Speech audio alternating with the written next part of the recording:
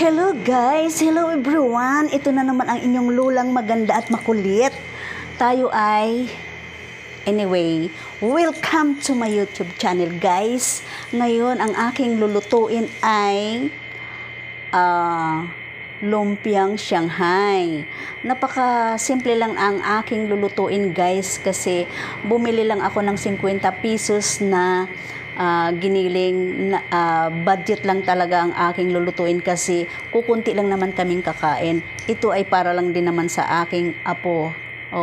Kasi ang aking apo guys, minsan kung ano yung request niyang ulam, yun din ang aking lulutuin, no? Para makakain naman siya ng maganda. Pero other than that guys, bumili rin naman ako ng gulay. No, papakita ko sa inyo yung gulay kasi kaya ang lulutuin natin laging healthy sa pamilya, no? Okay guys, papakita ko sa inyo ang aking gagawin guys, ang aking mga ingredients. Napakasimple. Alam ko kayang-kaya nyo rin ito lulutuin guys, no? So, kailangan talaga matuto kayong mag-budget. Halimbawa,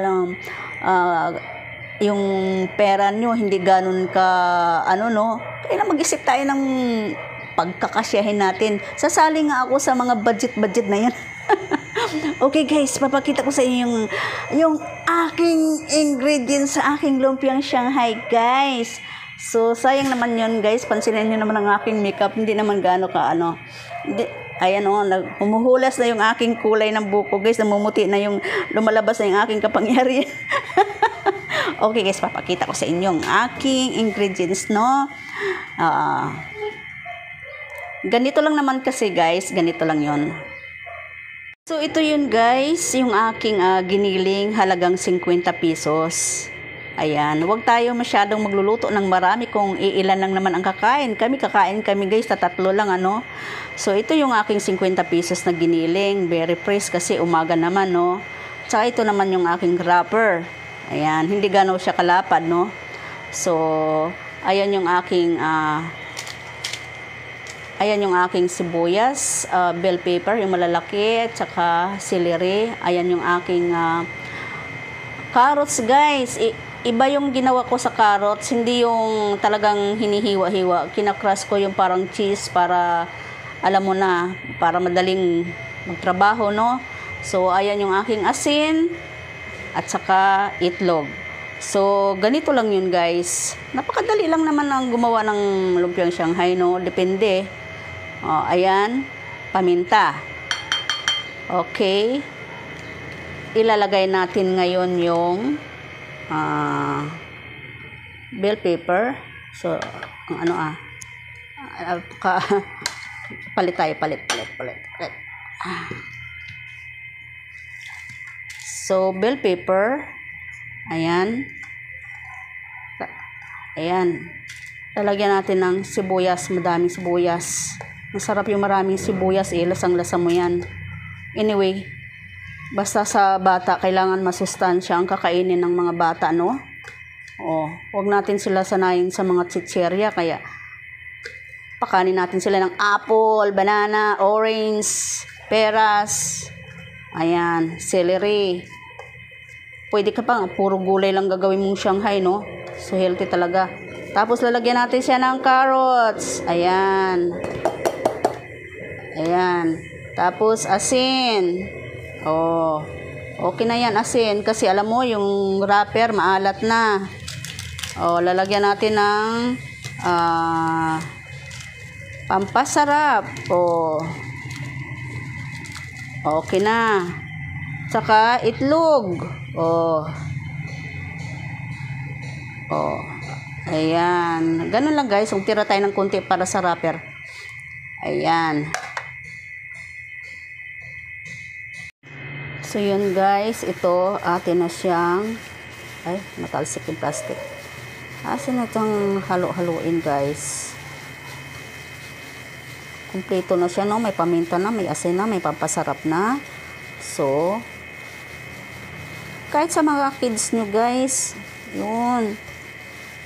Pwede nyo itong balutin sa Shanghai nga. Tapos pwede nyo siyang kumbaon ng mga bata. Pwede ka rin gumawa nito, paninda. Sus. Napaka-healthy. Mas maganda na yan guys.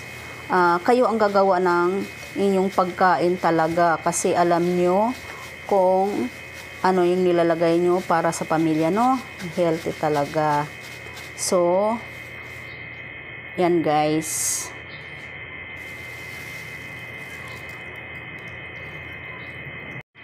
So, yun guys. Start na tayong magbabalot, no? So, ito na siya. Ayan, oh. Kikita niyo naman yung kulay, no? Ayan. Ayan, no? So, may natira akong itlog. Ito yung pamunas ko. Ipapahid ko sa wrapper. Ayan yung wrapper ko. Ayan. So, ito guys, meron din naman akong gulay pang lulutuin. Ito, oh. Yan, iba-ibang ano na to, no? Binili ko siya 30 pesos, 30 pesos, at saka 10 pisong saluyot. Yun. Oh, very fresh talaga, guys, oh. Ayan, oh. Sariwang-sariwa to, guys. Ano? Lulutuin ko lang siya, walang sahog na isda or baboy. Ang tawag sa Bisaya, nilaswa. Nilaswa. Lalagyan mo lang siya ng sibuyas, kamatis, ayun, no? Depende kung lalagyan siya ng yung isda na sauce ng isda, no? Pesos. Okay, magbabalot na tayo. Kakamayin na lang natin kasi ang kamay ko naman malinis. Kasi pagka may plastic talaga, magpa-plastic ka, ang hirap ng naka-plastic na kamay. Kaya kailangan na natin, alam mo naman Ayan. Ayan. So, pwede ka rin gumawa nito, paninda. Anyway guys, ito naman talaga yung ginagawa ko dati, paninda namin. Kaya alam na alam ko yung mga ingredients nito. Pero, ito naman kasi, pagkain lang dito, oh.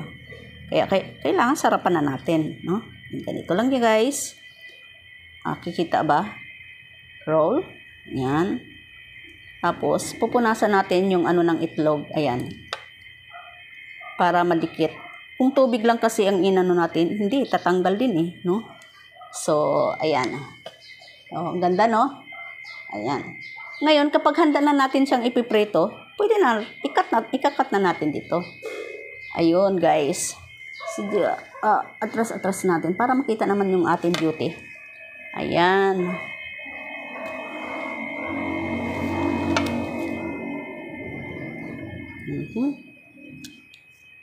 Small lang ito guys, small size.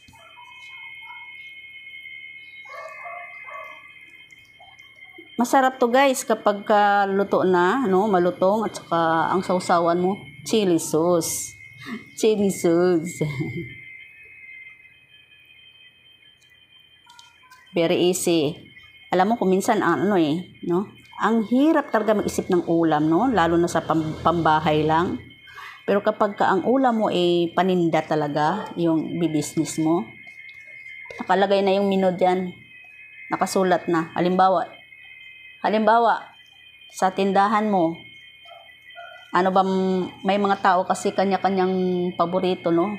Kapag nagluto ka ng munggo, so may partner siyang isda, pritong isda, fried fish, munggo, gulay.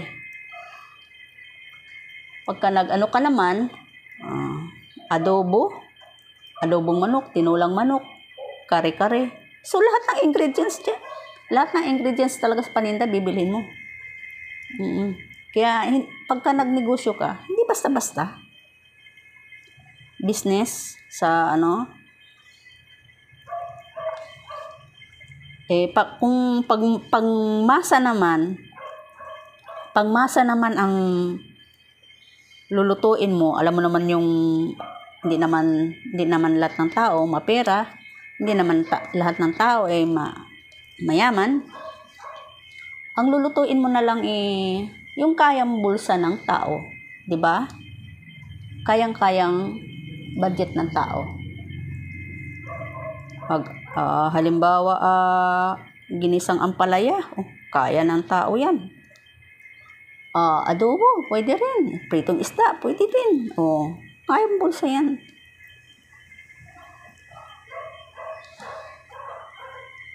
Pasensya na kayo guys. Napakadaldal ko kasi marami talaga. Pagdating sa business, marami naman akong alam guys. Yung mga luto-luto. Especially, relinong bangus. Kasi yan yung hanap buhay ko relinong bangus. Alam niyo kung sino taga-deliver ko pag kami nag-order? Yung asawa ko, yung mister ko. Yung... Ayan. So, yung 50 pesos, guys. Alam mo, guys, kung magkano yung halaga nito. Lahat-lahat, guys. Ang ginastos ko dito, ha. Yung celery, 10 piso. Celery, 10 piso. Sibuyas. Ang sibuyas ko, guys, 10 piso. 20 pesos na. Diba? Itlog ko ang itlog ko guys nasa sabihin na natin 10 pesos. So 30 pesos na. Yung giniling ko 50 pesos, 80 pesos na. O sabihin muna natin ng 80 pesos na, no? Sabihin na natin yung asin ko, piso. Paminta ko, piso. Pampasarap ko, piso. So, 83 na. Yung bell paper ko guys, hindi ko binili. Pinitas ko lang dyan sa aking tanim.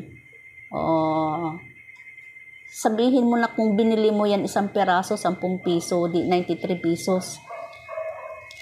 Plus ito, 20 pesos. 93? 103 pesos. 103. Sige. Kung bumili ka ng lutong ulam, magkano yung lutong ulam ngayon guys? 70 pesos isang order. Kung hindi ka pa matinga. Hindi ka pa matinga guys. Talaga, totoo yun. Hindi pa mag-aano dito yung kinain mo. Siguro kung malaking taong kakain, 1 subo lang o 2 subo lang yun, no? Ayan. Kaya, maging wise tayo guys. Magluto na lang kayo. Minsan guys, nag-order ako ng sisig. Isang order. Nagreklamo ako. Sabi ko, pabili ho ng isang order. Magkano isang order? 70 pesos. Huwag nyo na samahan ng mantika. Kasi lumulutang sa mantika yung sisig guys. Grabe. Huwag nyo hong samahan ng huwag samahan ng mantika. Hindi. Talagang tao.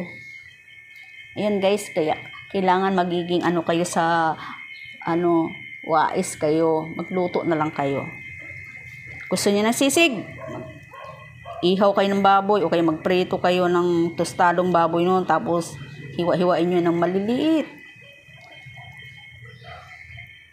Ayan guys, marami na akong kwento. Cut muna natin, no? So yun guys, nakagawa ako ng 13 pieces, no? 13 pieces na Shanghai, pahaba guys. So, pag niluto ko yan, ikakat ko na siya, no?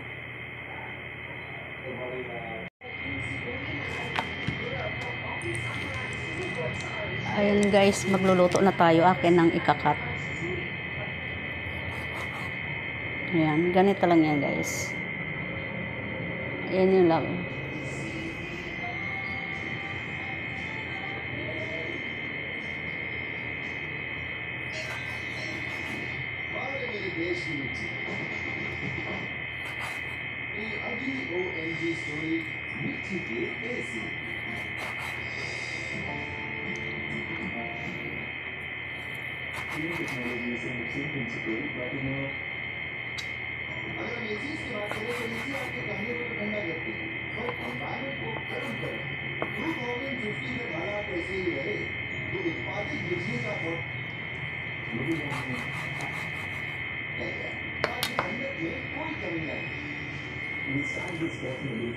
Ayan guys, ang aking lumpiang Shanghai. Yan. Malapit ng maluto yan guys. Ang ginamit ko ng mantika dyan guys ay olive oil. Para mas masustansya, no? Ayan.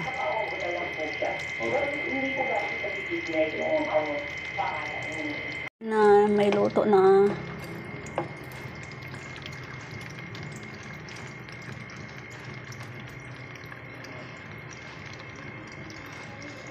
Looks delicious.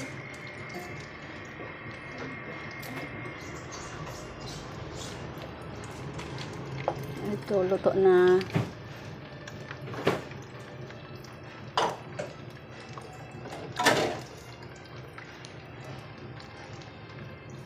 Ayan na guys, may naluto na ako. Titikman na natin ha.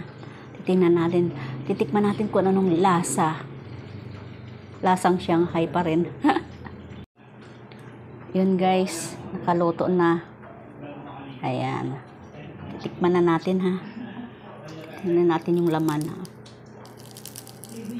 Oh guys, tingnan mo. Oh, diba? Looks delicious. Sausaw na natin sa ketchup. Ito guys, ketchup. Ayan. Patatakamin ko kayo. Oh guys. Sarap. Oh.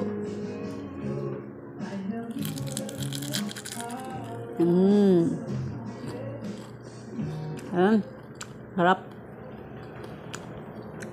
Tama lang talaga ang sarap. Yung sibuyas, yung celery. Yummy.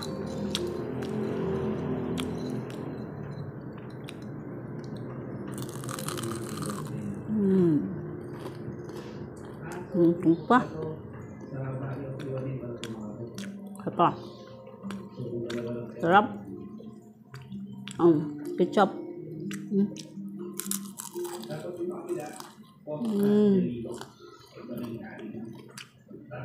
Sarap guys. Kailangan ko ng kanin. Rice.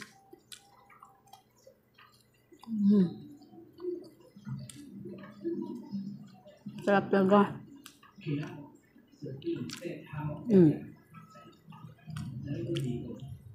Diba? Pag kayo nagluto, magiging satisfied kayo. Grabe. Sarap. Okay guys.